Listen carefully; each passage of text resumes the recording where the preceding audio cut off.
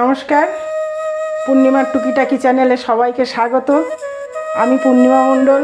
আপনাদের সামনে আজকে আমি রান্না করতে চলেছি মাগুর মাছ দিয়ে কাঁচকলার ঝোল।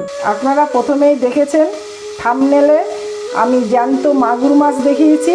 বাজার থেকে আজকে আমাদের নিয়ে এসছে দেশি মাগুর। সেই মাছগুলো আমি কিন্তু কেটে লবণ হলুদ মাখিয়ে নিয়েছি। এবারে আমি মাছগুলোকে ভাজবো। কড়াই গরম হয়ে গেছে, আমি সরষের তেল দিয়ে দিচ্ছি। আপনারা যে তেল মনে করছেন সাদা তেলে করবেন সাদা তেলে করতে পারেন, আমি সরষের তেলে করছি। আমি এবার মাছগুলোকে ভেজে নিচ্ছি। আর মাছগুলো ভাজার সময় সবসময় মনে রাখবেন একটু ঢেকে ঢেকে মাছটা ভাজার চেষ্টা করবেন, কারণ মাগুর মাছ শিঙি মাছ এই মাছগুলো কিন্তু খুব ফাটে, এদের গায়ের কভারটা একটু শক্ত, তো এই জন্য আমি একটু তেলে লবণ দিয়ে দিলাম যাতে তেলটা কম ছিটকায়। এগুলো হলো ছোটো ছোটো টিপস রান্নার, যে তেলে লবণ দিলে কিন্তু ছিটকায় কম। আর মাছ যখন আমি কড়াইতে দেব মানে তেলে দেব তখন কিন্তু গ্যাসটা সিমে রাখবো, নইলে খুব ফাটবে। দেওয়ার সাথে সাথেই আমি ঢেকে দেবো। একে একে মাছগুলো দিয়ে নিই। এখন কিন্তু সিমে দিয়ে রেখেছি। এইবার আমি ঢেকে দিলাম, দিয়ে গ্যাসটা এবারে একটু জোরে দেবো। একে একে সব মাছ আমি ভেজে নিয়েছি। দেখুন,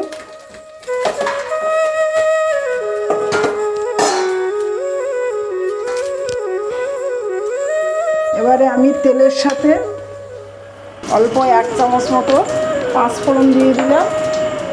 এবারে কাঁচকলা এবং আলু কেটে নিয়েছি, লম্বা লম্বা করে আলুগুলো কেটেছি, কাঁচকলাগুলো এরকম লম্বা লম্বা করে কেটে নিয়েছি। এই কাঁচকলা আলুগুলো এবারে আমি তেলের মধ্যে দিয়ে দেবো। সাথে দিয়ে দেবো লবণ, পরিমাণ মতো লবণ দিয়ে দিলাম। দিয়ে আমি কাঁচকলার আলুটা একটু ভালোভাবে কষাই করে নেব, একটু বাদামি কালারের মতো হবে। আর দেখুন, আজকে এই যে আমি জ্যান্ত মাছের কাঁচকলা দিয়ে ঝোলটা করছি, কেন করছি, এখন এত গরম পড়েছে, প্রচুর গরম পড়েছে। এই গরমে কিন্তু বেশি নদীর মাছ বা বেশি রিচযুক্ত খাওয়াই উচিত না।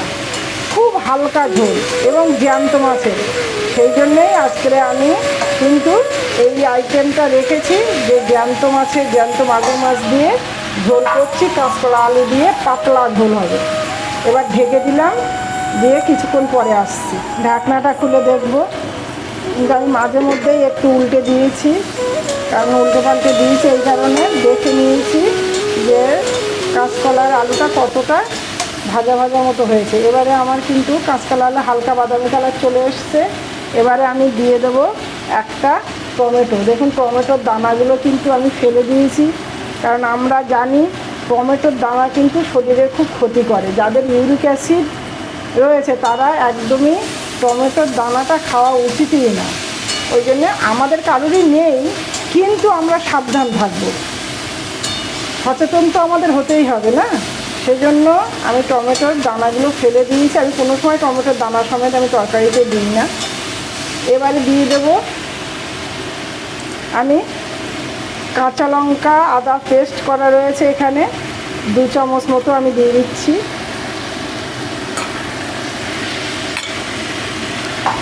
এর সাথে সাথে দিয়ে দেবো হলুদের গুঁড়ো 1 চামচ, জিরের গুঁড়ো 1/2 চামচ, আর ধনের গুঁড়ো 1/2 চামচ। আমি প্রথমেই কিন্তু বলেছি যে আমি হালকা ঝোল করব। আপনারা হয়তো বলতে পারেন যে তাহলে কাঁচা লঙ্কাটা তো কেটে দিতে পারতাম। ঠিক 4-5টা কাঁচা লঙ্কাই নিয়েছি, কিন্তু দেখুন কাঁচা লঙ্কা কেটে তরকারির টেস্টটা কেমন লাগে, আর কাঁচা লঙ্কা বেটে দেবেন, দেখবেন সেই তরকারির টেস্ট কেমন লাগে। সেজন্য আমি বরাবরের জন্য একটু এটা পছন্দ করি। হ্যাঁ, তরকারি বিশেষ আমি পছন্দ করি কাঁচা লঙ্কা পেস্ট করে দেওয়াটা। কাঁচা লঙ্কার একটা আলাদা সেন্ট পাওয়া যায়। এবারে মশলাগুলো কিন্তু আমি ভালো করে একটু মিশিয়ে নেব, এবং মশলাগুলো একটু যখন ভাজা ভাজা মতো হবে, নইলে মশলার একটা গন্ধ ছাড়বে, তখনই আমি জলটা দেব। মশলাগুলো দেখুন খুব সুন্দরভাবে কিন্তু সবজির সাথে মিশে গেছে এবং একটা হালকা হালকা ভাজা টাইপের হয়ে গেছে। এবারে আমি ওই মিক্সি ধোয়া জলটা দিয়ে দেবো, একটু মেরে নিই। এবারে আমি পরিমাণ মতো জল দিয়ে দিচ্ছি, কারণ আমি হালকা ঝোল প্রথমেই বলেছি একটু হালকা ঝোল করব। আর আজকে আমাদের বাড়িতে আমার ভাইপো ভাইজি, ছোট ছোট ভাইপো ভাইজি সবাই আসছে, সুতরাং ওদেরও এই হালকা ঝোল খুব পছন্দ গরমের সময়। সেজন্য একটু হালকা ঝোল করব বলে একটু জলটা একটু বেশি লাগবে, জলটা একটু বেশি করেই দিয়ে দিলাম। আর প্রথমেই আমি মাছ দিয়ে দেবো এই জন্য, কারণ মাছটা একটু ফুটলে কিন্তু ভালো টেস্ট হবে তরকারিটা, ঝোলটা। মাছ সবই দিয়ে দেবো, বুঝতেই পারছেন বাড়িতে অতিথি বেশি আসছে। আমার ছেলে এদিক দিয়ে ভাজা মাছ তুলে খাওয়া শুরু করে দিয়েছে, খুব পছন্দ, ওরও খুব পছন্দ। এরকমভাবে আপনারা বাড়িতে করে দেখুন, কত সুন্দর টেস্ট লাগবে। দেশি মাগুরের কিন্তু টেস্টই আলাদা। আর দেশি মাগুর শিঙে আপনারা অবশ্যই চেনেন, এখন তো বাজারে হাইব্রিডের ছড়াছড়ি, সেখান থেকে একটু আমাদের ভেবেচিন্তে নিতে হবে, দেখে শুনে। দিয়ে দিয়েছি মাছ সব, এবারে আমি ঢাকা দিয়ে দেবো। ঢাকা দিয়ে কিছুক্ষণ পরে দেখব, কারণ এটা একটু ফুটতে হবে। এবারে দেখব, পাতলা ঝোল, সুতরাং বেশিক্ষণ দেরি করলে হবে না। দুর্দান্ত ফুটছে, ঢাকনাটা সরিয়ে দিলাম।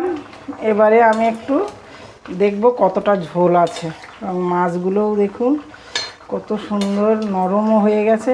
আলু সেদ্ধ হয়েছে কিনা দেখব, অবশ্যই আলু সেদ্ধ হয়ে গেছে, কলাও। তাহলে আর ফোটানোর দরকার নেই, কারণ পাতলা ঝোল তো খুব সুন্দর হয়েছে। আপনারাও এইভাবে বাড়িতে করে দেখুন কেমন টেস্ট হয়।